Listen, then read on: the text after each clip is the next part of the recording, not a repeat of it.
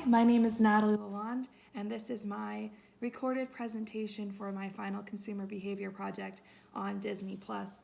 Now, given the circumstances, I don't have the best technology at home, so I will be presenting through a laptop and on this screen as well. I do apologize, it's the best I have. I do live alone, so this is as best as I could do for now. So here is my first slide. It is a Peter Pan backdrop, original design by me, and it has the Disney Plus logo and my name on it as well. So the first slide talks about the American cultural values that Disney Plus could have. I talked about the ritualistic aspects and the different American values that Disney has.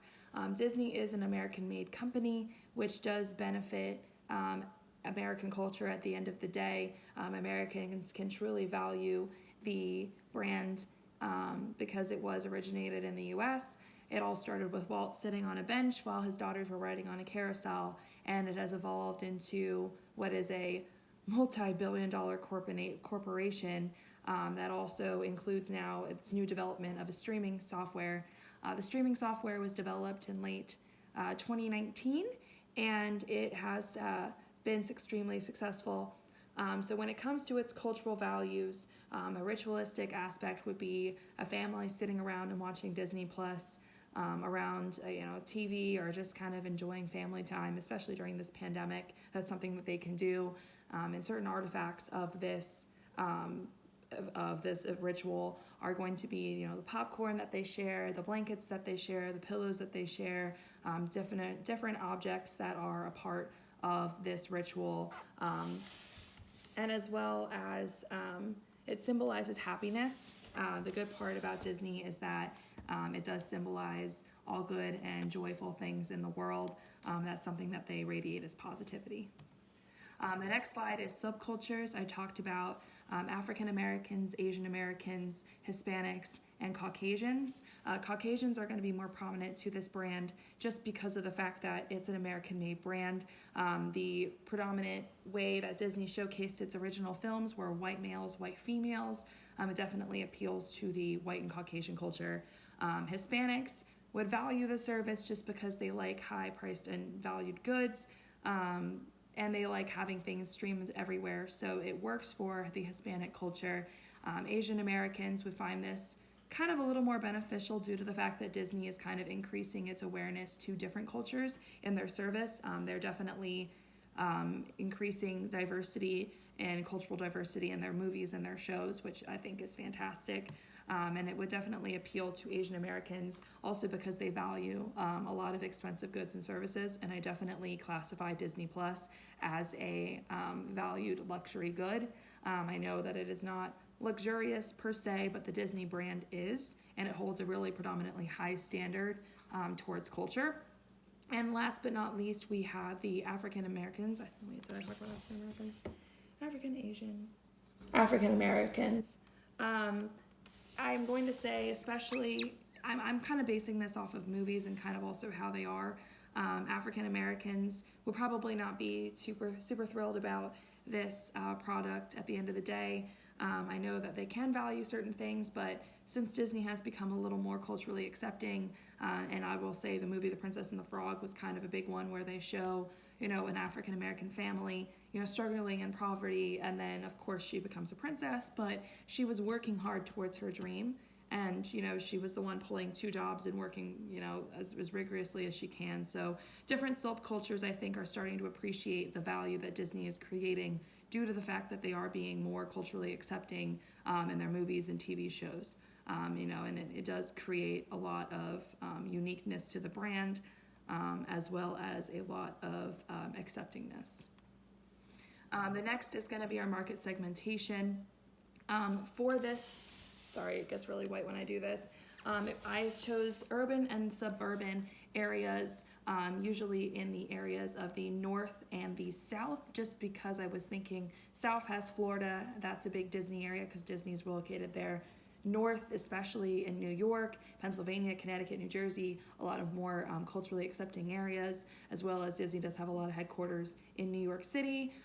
That predominant area will kind of be a little more accepting, not so much the middle area of the United States. And then you also have the West.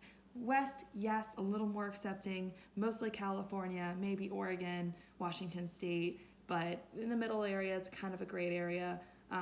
That's just personally how I viewed it. And then this brand is going to be, or this product is going to be targeted towards heavy and medium users, as well as being used for kind of leisure, because it's a streaming service, so that's kind of what people are doing to relax and unwind, and during this pandemic, likely binge. And then they will be watching it during the morning and the night.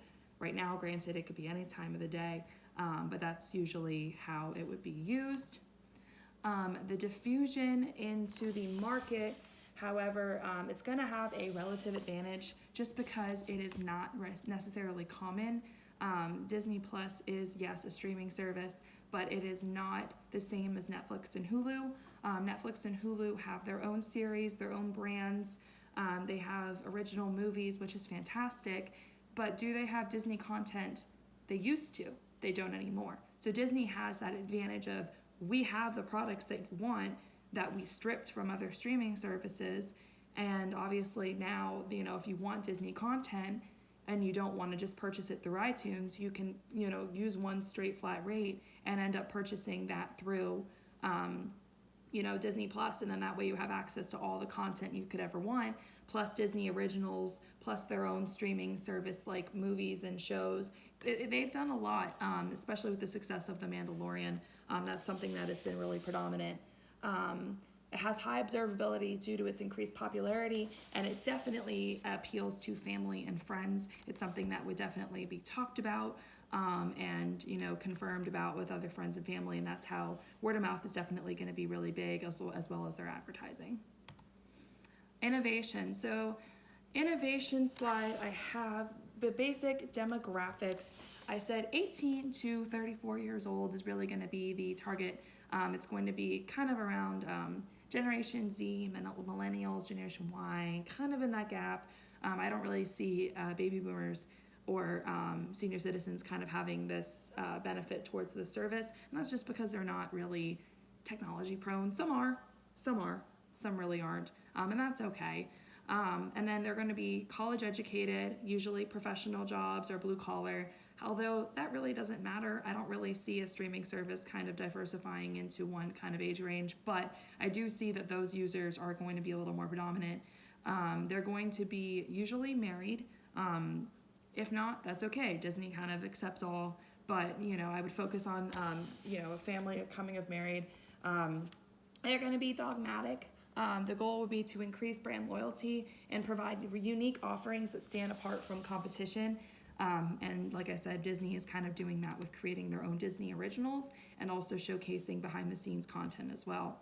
Motivators are going to be creating value, nostalgic content, need for mental and emotional stimulation, and boost status to maintain a social trend. Now, Disney Plus, like I've mentioned, is kind of a luxurious brand. They do have a little more nod in the market when it comes to how they hold themselves. They've been around for almost 100 years. They do hold themselves pretty high, and the quality of goods and services that they produce are usually fairly high as well. Personality traits, I have here that the brand could adapt, because I agree that that would be a great thing for it to do, are going to be sincerity, excitement, playfulness, nostalgia, and then it's obviously going to be some cognitive traits. Then Disney Plus should incorporate a personality, as I said before. The next slide is going to be our target market. Our target market is going to be millennials and Gen Z, as I've stated before. Main goal is to showcase diversity, maintain a positive brand image, target parents with young children, just because it is a family-orientated positioning, and then some wholesome content. And finally, the cognitive learning theory.